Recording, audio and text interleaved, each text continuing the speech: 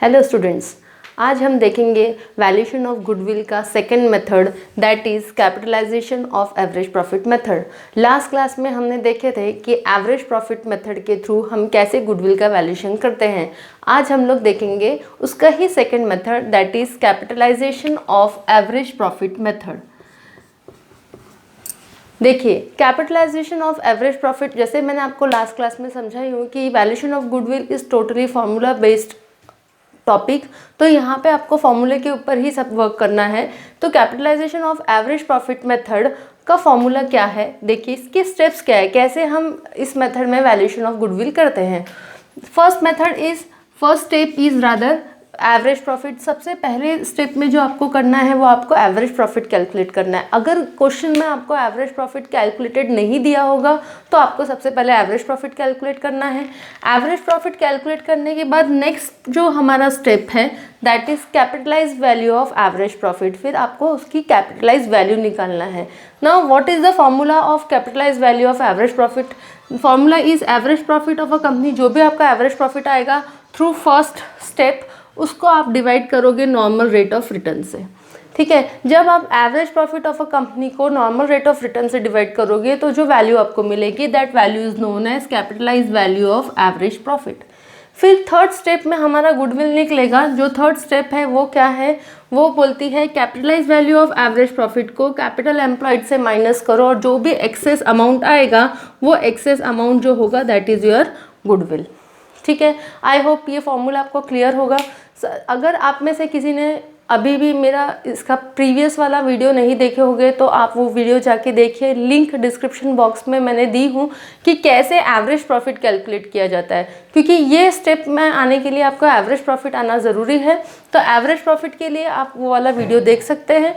सबसे पहले average profit calculate करना है, फिर एवरेज प्रॉफिट जो दिया आएगा हमारा उसको नॉर्मल रेट ऑफ रिटर्न से डिवाइड करना है तो you will get capitalize value of average profit. फिर capitalize value of average profit से कैपिटल एम्प्लॉयड जो है वो माइनस करना होगा तो you will get goodwill. Now what is capital employed? Capital employed का मतलब क्या होता है? कैपिटल एम्प्लॉयड यानी बिजनेस में लगाया हुआ पैसा। जितना पैसा आपने बिजनेस में लगाए हो उस पैसे को कहा जाता है, उस अमाउंट को कहा जाता है कैपिटल एम्प्लॉयड। अब ये क्वेश्चन समझाने के लिए मैंने एक छोटा सा एग्जाम्पल ली हूँ। देखिए, आपको क्वेश्चन में कैपिटल एम्प्लॉयड यहाँ पे गिवन है कि आपका कैपिटल जो है that is 15,000, normal rate of return is 18% and यहाँ पे डायरेक्ट एवरेज प्रॉफिट बोलो या एक्चुअल प्रॉफिट वो भी दिया हुआ है 3060।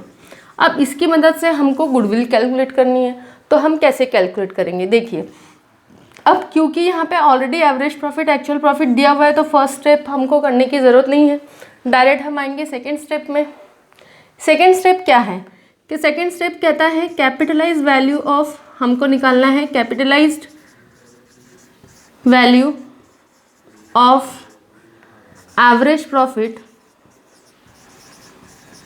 Is equals to average profit upon normal rate of return. देखिए, एवरेज प्रॉफिट यहाँ पे दिया हुआ है हमको 3060, तो मैं यहाँ लिख देती हूँ 3060 डिवाइड करते हैं नॉर्मल रेट ऑफ रिटर्न कितना दिया हुआ है 18%, तो divided by 18% means 18 into 100।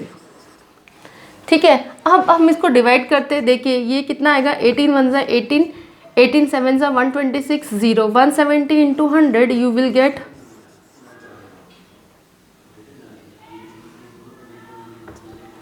17,000।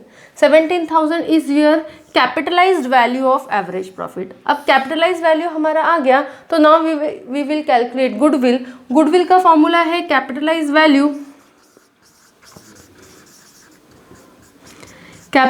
Value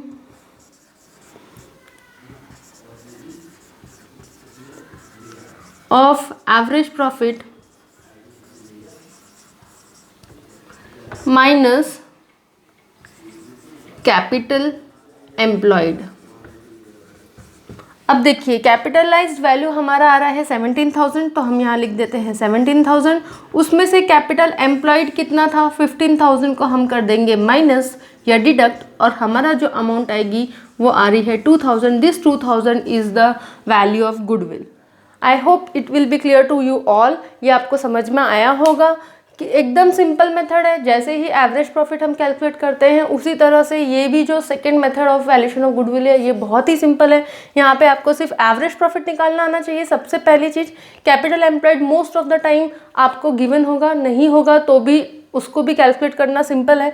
then normal rate of return दिया हुआ है, कैपिटलाइज वैल्यू के लिए एवरेज प्रॉफिट को नॉर्मल रेट ऑफ रिटर्न से हमने डिवाइड किए, जो अमाउंट आई उस अमाउंट से हमने कैपिटल एम्प्लॉयड को माइनस कर दिया तो गुडविल आ गया।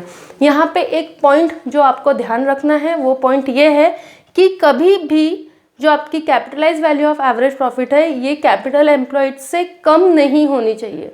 अगर आपकी capitalize value is less than capital employed तो आप ध्यान रखिए कि ऐसे केस में आपका गुडविल नहीं आएगा, ठीक है। यानी अगर ये वैल्यू जब आप कैपिटलाइज वैल्यू को कैपिटल एम्प्लॉयड से माइनस करते हो और निगेटिव अमाउंट दिखाता है तो वो गुडविल कभी भी नहीं हो सकता है। तो ये पॉइंट आप लोग हमेशा ध्यान रखिएगा कि कैपिटलाइज वैल्यू हमेशा ज़्यादा हो रहेगी कैपिटल एम्प्लॉयड से तो ही आप गुडविल कैलकुलेट कर सकते हो, अदरवाइज हम इसमें ऐसे केस में गुडविल कैलकुलेट नहीं कर पाएंगे।